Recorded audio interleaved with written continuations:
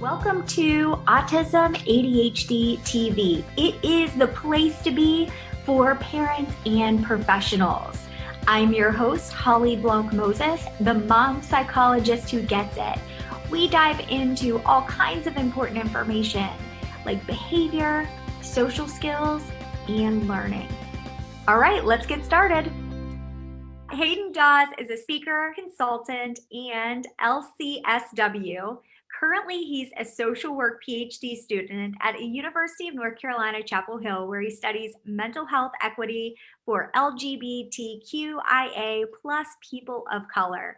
During the COVID pandemic, Hayden expanded his personal radical permission practice to create a hashtag radical permission project for the greater community across social media platforms to encourage people to set intentions with grace. Oh my goodness. Radical permission. Yeah, absolutely. This, I think, speaks so much to everyone already, but I think considering COVID-19 even more so.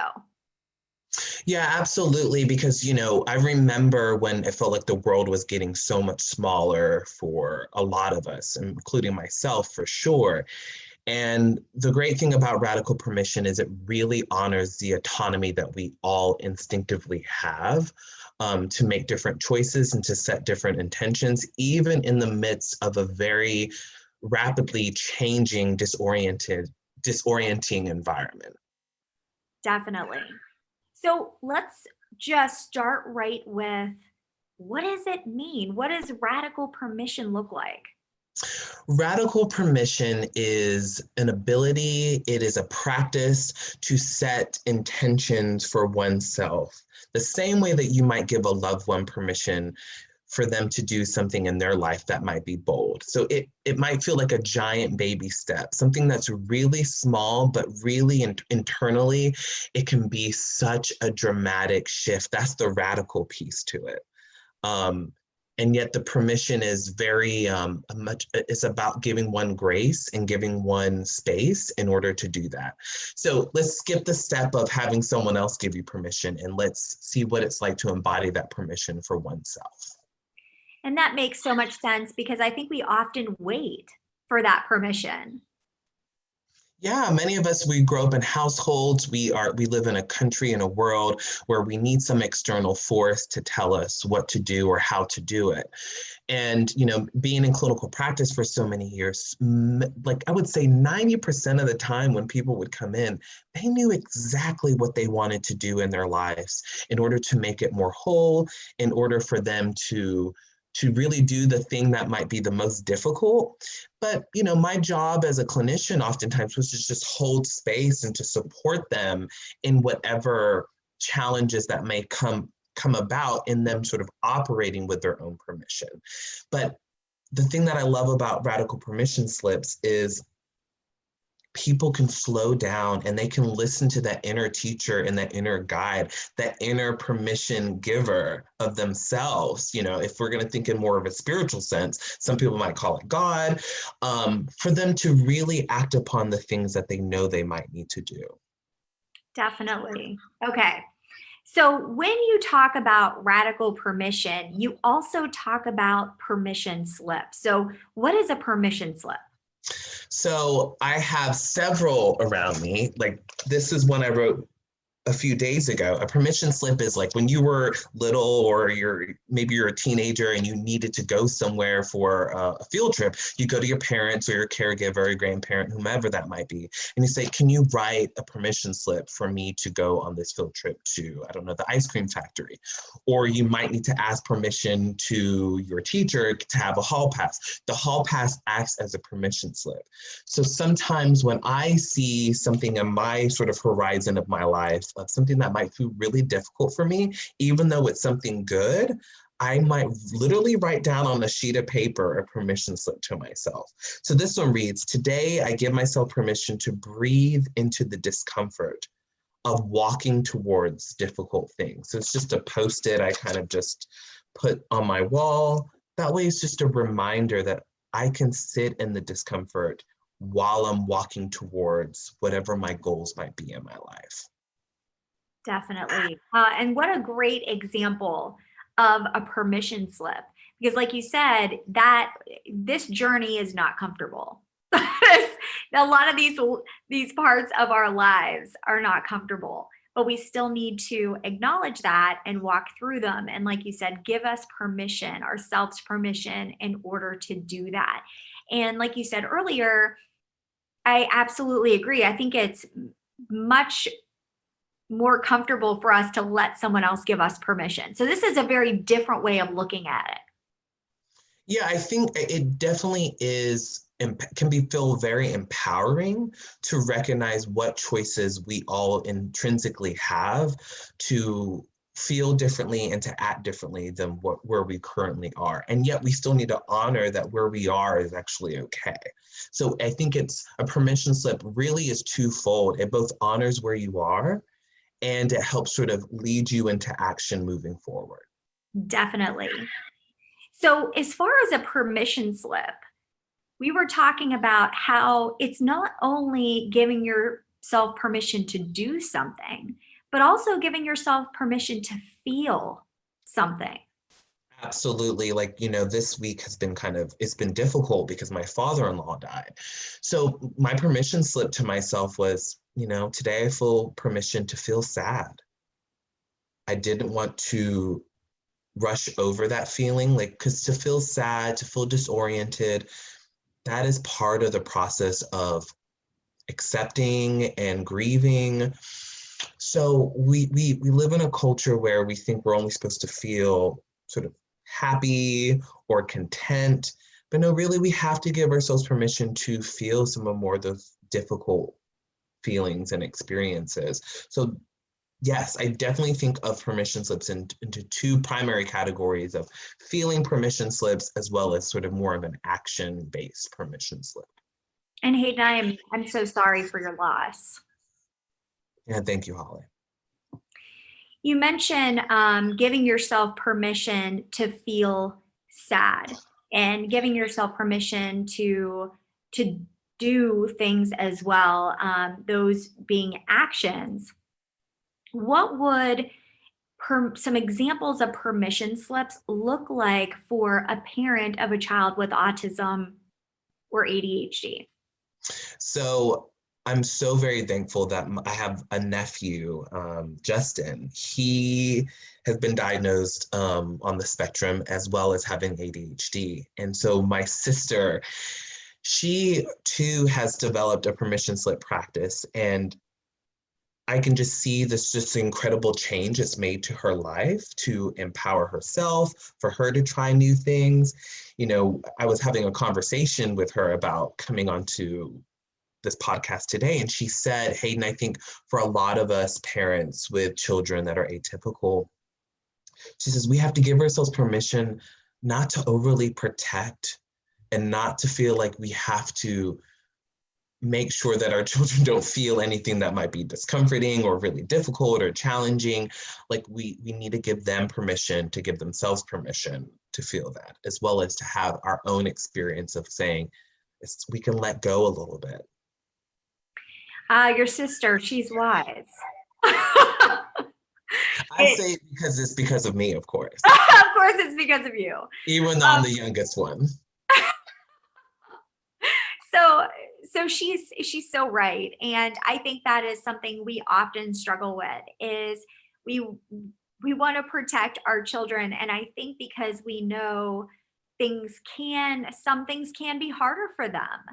And we want to make sure that they're okay. And we're used to stepping in for them to help set them up for success. And there are those times where we have to step back. And this is a very timely permission slip, as my oldest son, who is on the spectrum and has severe ADHD, just got a job. His first Congratulations. job. Yes, he is so excited, and we are excited for him. But that fear is coming up for me as a parent. And when I think about him starting a job where he would be working a cash register, and how he really does struggle with 1 and 2 step instructions, that fear comes up. Like, what can I do? How can I help? How can I, make this better for him, and really being able to see what is coming up for me, but what's also coming up for him, and allowing Mhm. him to have this experience. Absolutely. And so the permission slip that I'm hearing that you may want to write for yourself, again, I can't write someone else's permission slip for them, is permission to trust that it will all be okay and that he will be okay. Right. And what I love about permission slips, and especially if you're slowing down and you're really from a dialectical behavioral therapy, sort of that wise mind centered, that mindfulness spot, is to say, what can I accept and what might need to shift just slightly differently than where it is. And it sounds like trusting that the 16-year-old will be okay. And yet I honor the fear that's coming up, and we can honor the fear that like I'm scared that something bad might happen. And I can sort of hold a little bit more space for I can trust, or I can learn how to trust. And so you can, even if the trust word is not necessarily your language, you can start going in the direction of the piece that feels radical, just inch by inch by inch. Does that make sense? It makes total sense. And so what I hear you saying is that giving myself permission, like you said, to feel those feelings. I don't have to avoid them. I don't have to get all wrapped up and roll around in them in the fear, but really understandable. Of course, I would feel that way.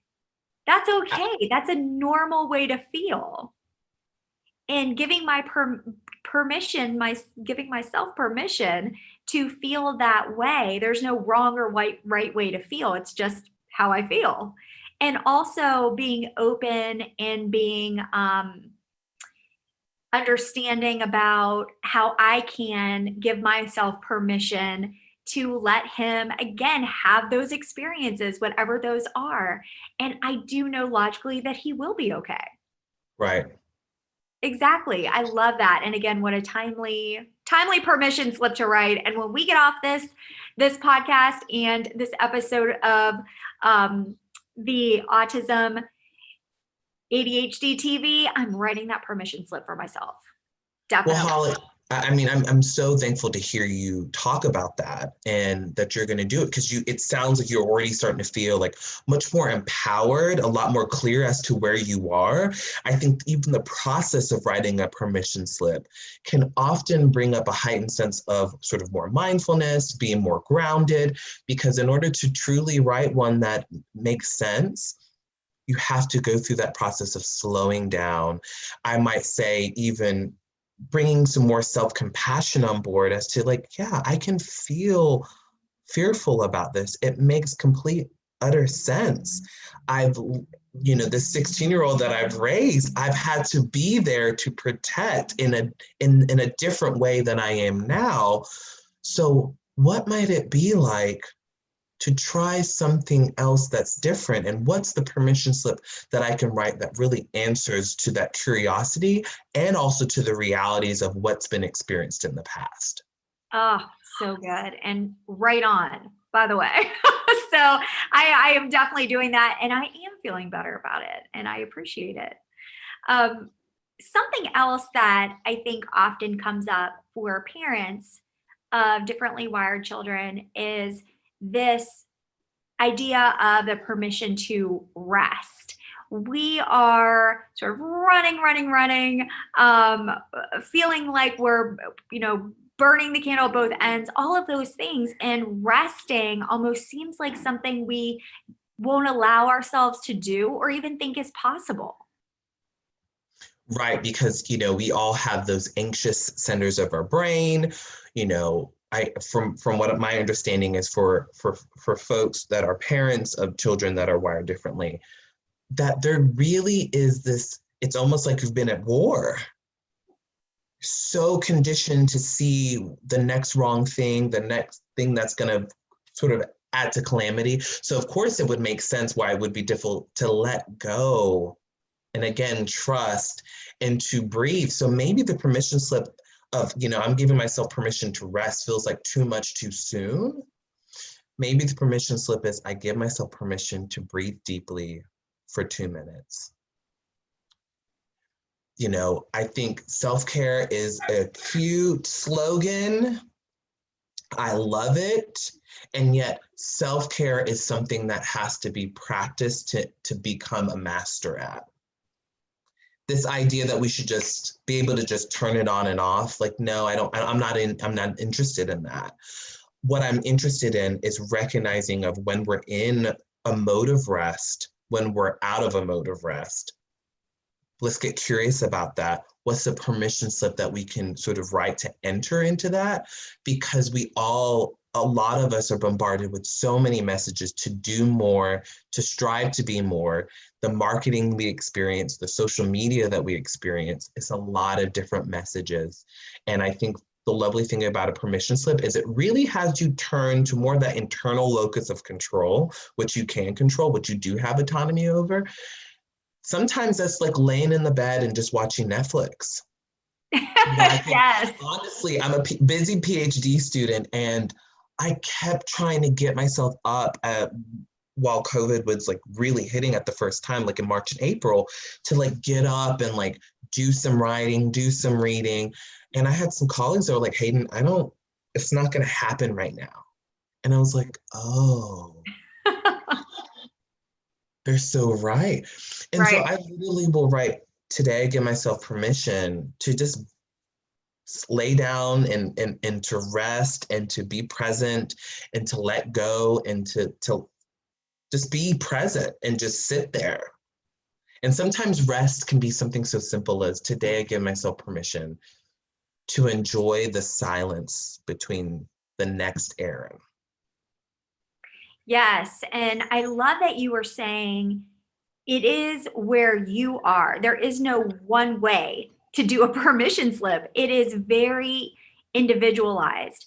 And so maybe what that is I don't give myself permission to rest because that feels too big. That feels too impossible right now for maybe someone who's listening.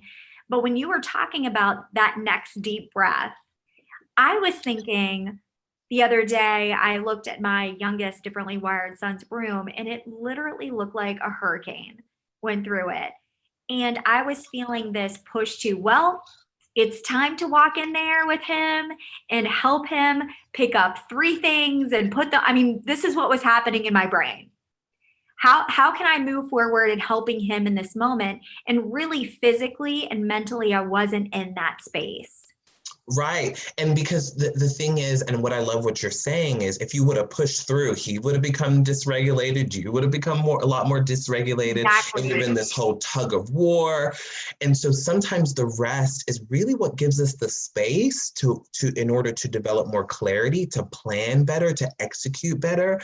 And so you can sort of dial the temperature down.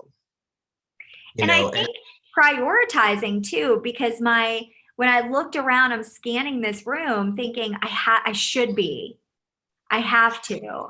And really what it was is checking on myself and giving myself permission just not to. I'm just not going to do this right now. And how empowering is it to say, I'm not interested in that? Again, I think a lot about, I think partly being, a queer person of color, I think a lot about the different messages that I get from society as to who I should be and how I should live. And sometimes it's so empowering to say, you know what, that's not for me. What is the worst that will happen if your son's room is messy until the end of time? It Exactly. sounds so risky and radical to say that, and I think a lot about my identities, Holly, because really recognizing that even if I did everything right, whatever right means, there would still be forces and messages and actual people to tell me it's not good enough. You're not special enough. Because you're not as close to the ideal image of what it means to be a complete human being. So a radical permission slip really brings back more a sense of accomplishment and empowerment. And it really has me focus on what is important to me right then in that moment, not for anyone else to decide. I love that. So really looking at that, being kind to yourself and recognizing what needs to happen. I mean, really needs to happen for you in that next moment. So you're absolutely right. The room, it's not the end of the world. And that's okay. And giving myself permission where I have this idea in my head, like you were saying, what are things supposed to look like according to someone, right? And that's okay if it doesn't look like that. I'm going to give myself permission to recognize what my brain and body need in that moment. And like you said earlier too, connecting with, if I'm in a better space, I'm going to be more likely to also help. Right. And, I have to admittedly say, Holly, I was not the first person to come up with permission slips. People have been doing them for a while, and particularly Brene Brown. But one of the things that I do think I added is the social media component, having people write permission slips together at the same time, because there's something really interesting and I think almost magical. By you modeling and giving yourself permission, you give other people around you the same sense of autonomy and self-trust in themselves just by you modeling that. It doesn't have to be the same permission slip. But it's the fact of doing it in partnership and community. I've heard from plenty of people that say, just by doing it with their friends or their families, it's opened up new conversations that they weren't having previously. Oh, that is so good. And so, like you said, not only giving yourself permission for yourself, but also modeling that for others. That's excellent.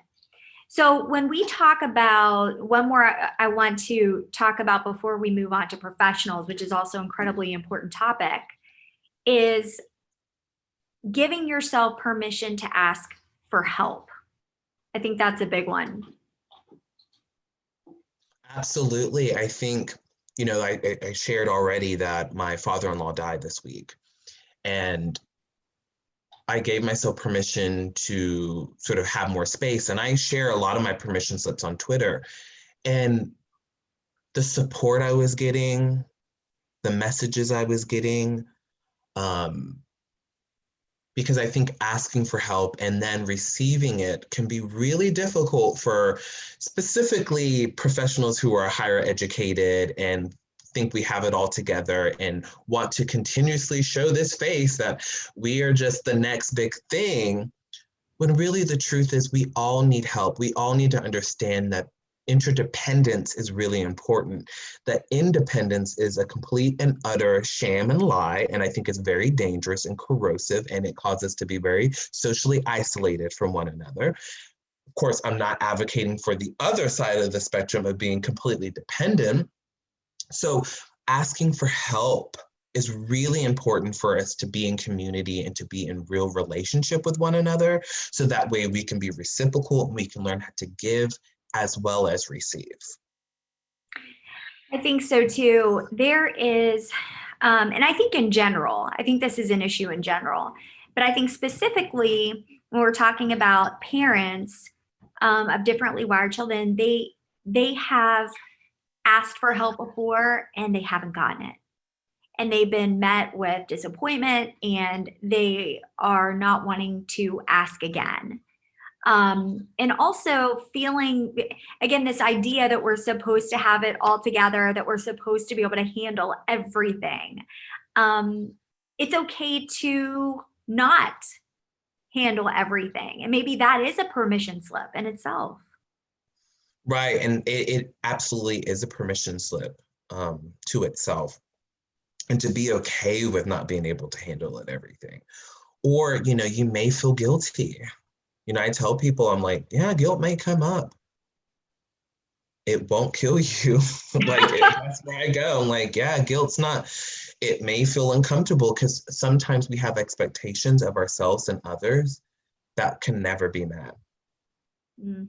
And so I think that's an opportunity to learn deeper acceptance and hopefully deeper compassion for both ourselves and for them. Right. Oh, that makes a lot of sense. Let's talk about professionals. Now, you and I are both therapists. Mm-hmm. And I think we are, we almost struggle with this just as much or more in some ways.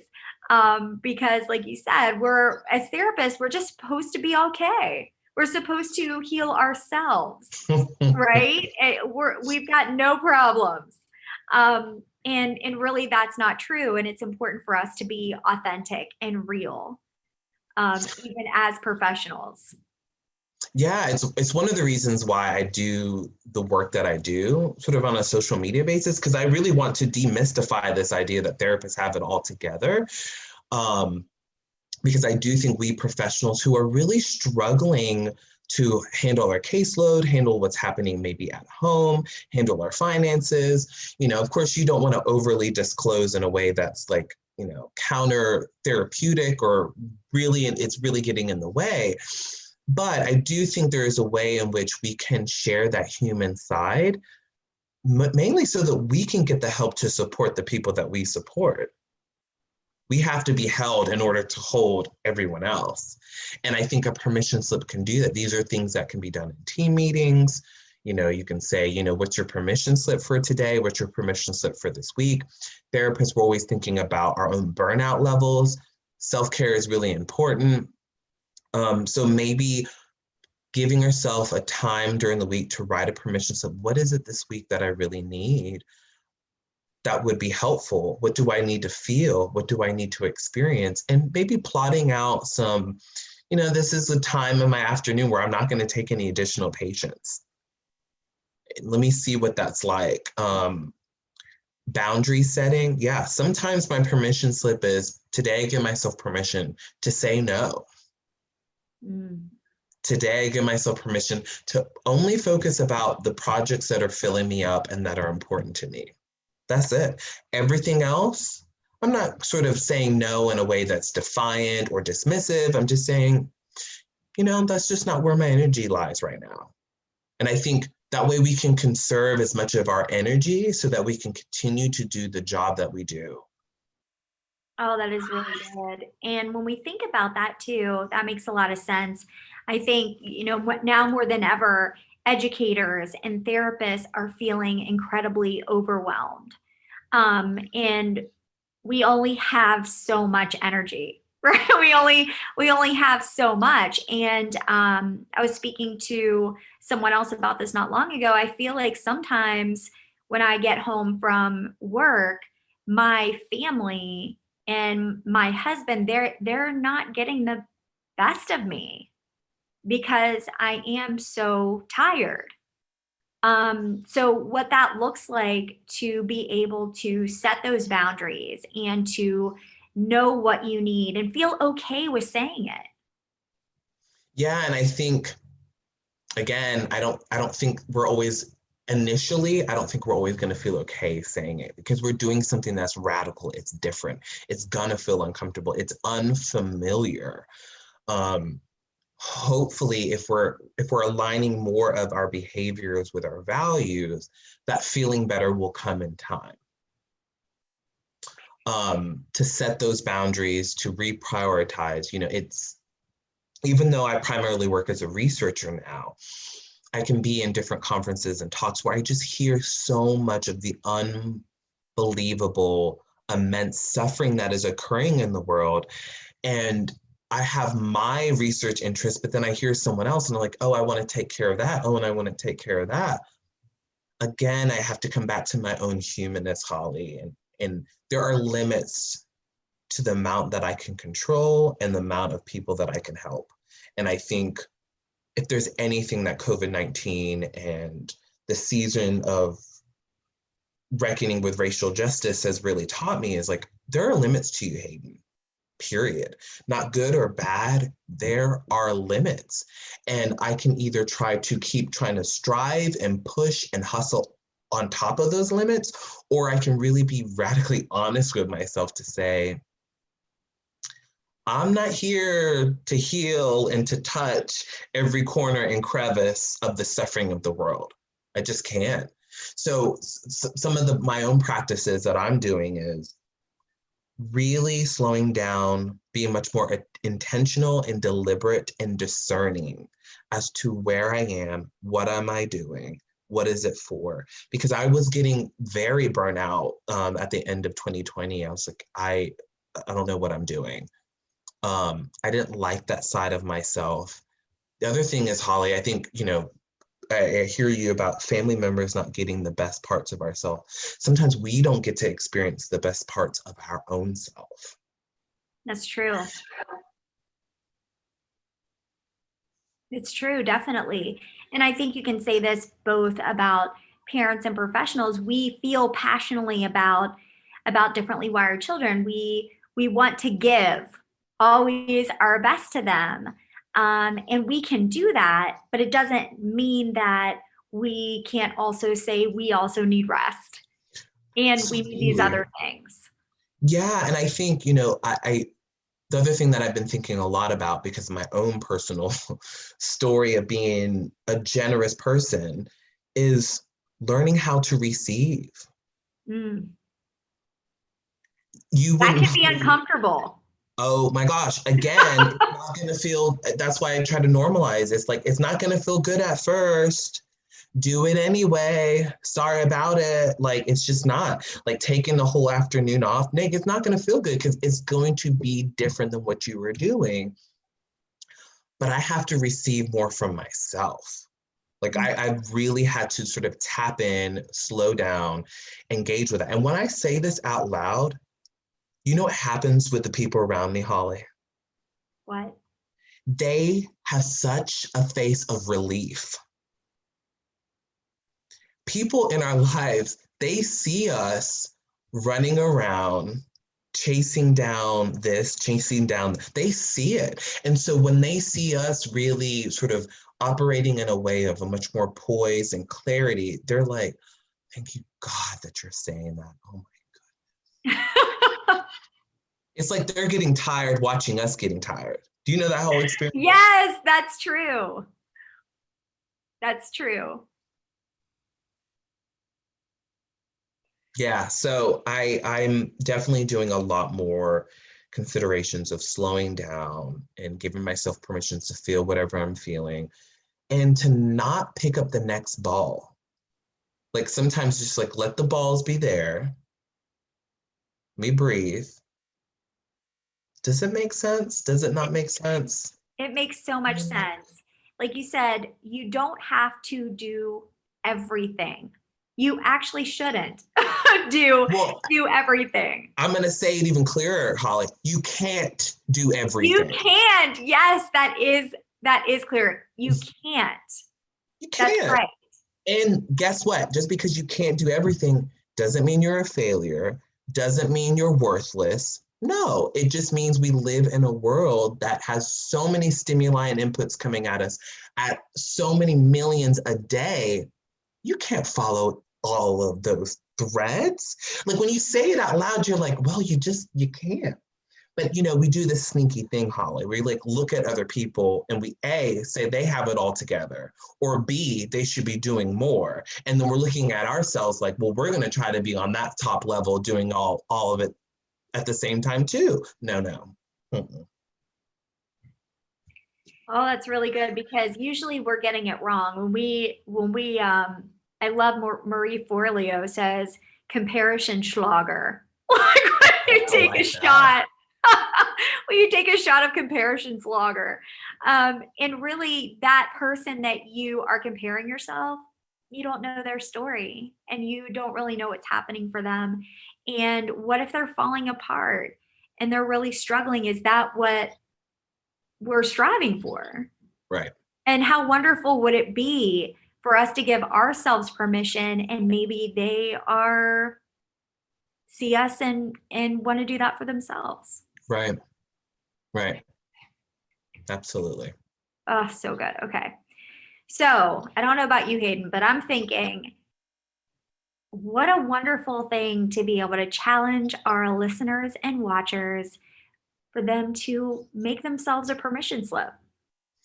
Yeah, and I try to come away from, I try to think of it as a practice, because it's something that I do and I don't do, and I try to be okay with all of that. And I think if you're really, I'm talking to the listeners out there, if you're really curious about this work, just slow down, take a few deep breaths, and there's that one thing It might be several little things that you ought to do. Give yourself permission to do it. You don't need someone else to tell you to do it. You probably have other voices in your head that have been put there from other people that are telling you not to do it, or that you should definitely do it. No, but listen to the truer voice of yourself. And that definitely will tell you what your next permission slip is. So many people I see, might have a permission slip of having a tough conversation with a colleague or a loved one or a partner or a child. Give yourself permission to even just daydream about having that conversation. So really, it's that whatever that next step is, it doesn't have to be big. It doesn't have to be small. It just has to work for you. And knowing that it will be uncomfortable. Absolutely. It will be, but like you said, do it anyway, because when you don't give yourself permission, Hayden, that's also uncomfortable. It is. And I agree with you. And something I think I put on Twitter is like, the thing I like about radical permission is I can write myself a permission slip and not take it, because I'm still honoring the autonomy that I have, but I'm not trying to fool myself to thinking that it's someone else's job to give me permission. Oh, that's nice. Like, okay. So your decision. You still have to live with those consequences of, like you said, by not doing it, you're still going to find discomfort of the status quo.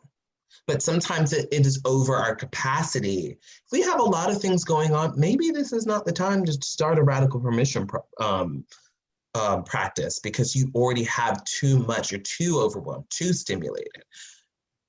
You can sort of have one mentally in your mind. It's like, I'm going to give myself permission to breathe, but it may not be that big step, but you got it right on the head, Holly, is to do that next thing. Well, I am going to also challenge our listeners and our watchers, if they feel moved to write a permission slip, or even write one and don't do it. That's fine too. It's all fine. That they give us a comment and let us know what it is.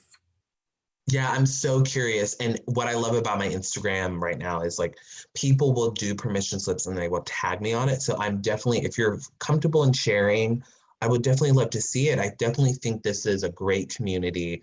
I could see parents and support groups writing permission slips and sharing them with each other. And then next week, seeing like what happened with that permission slip. Were you able to make it happen? Weren't you? What came up in the way? It's such a lovely, gentle practice, and people instantly get it. Oh, okay. So good. I know a lot of our watchers and listeners are going to want to learn more about you. So how do they do that? Yeah, you can go to my website, hcdawes.com, so hcdawes.com, as well as my Twitter, which is kind of a little bit more research oriented, but I do share a lot of my permission slips on there, and that's at hcdawes, and then on my Instagram at hcdawes as well. And we'll definitely have all of the ways to get a hold of you as well in the show notes.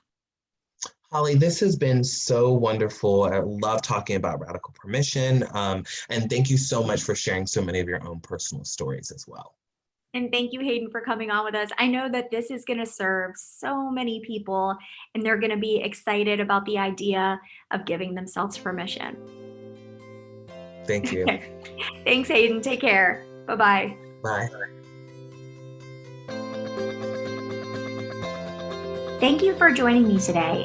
Don't forget to click that subscribe button so you don't miss any future episodes. If you like this episode, please share it with someone. It may just be what they need to watch today. If you're a parent, I'd love if you came on over and joined our Facebook group, Autism ADHD Group for Parents. If you're a therapist or educator, come on over to our group, Autism ADHD Group for Therapists and Educators. You're going to find those links right down there in the notes. Thanks so much, and I can't wait to see you in the next episode. All content provided is protected under applicable copyright, patent, trademark, and other proprietary rights. All content is provided for informational and educational purposes only. No content is intended to be a substitute for professional medical or psychological diagnosis, advice, or treatment. Information provided does not create an agreement for service between Holly Blanc Moses, Crossvine Clinical Group, the interviewee, Holly Blanc Moses LLC, and the recipient. Consult your physician regarding the applicability of any opinions or recommendations with respect to your symptoms or medical condition or the symptoms or medical condition of your family member. Children or adults who show signs of dangerous behavior toward themselves and/or others should be placed immediately under the care of a qualified professional.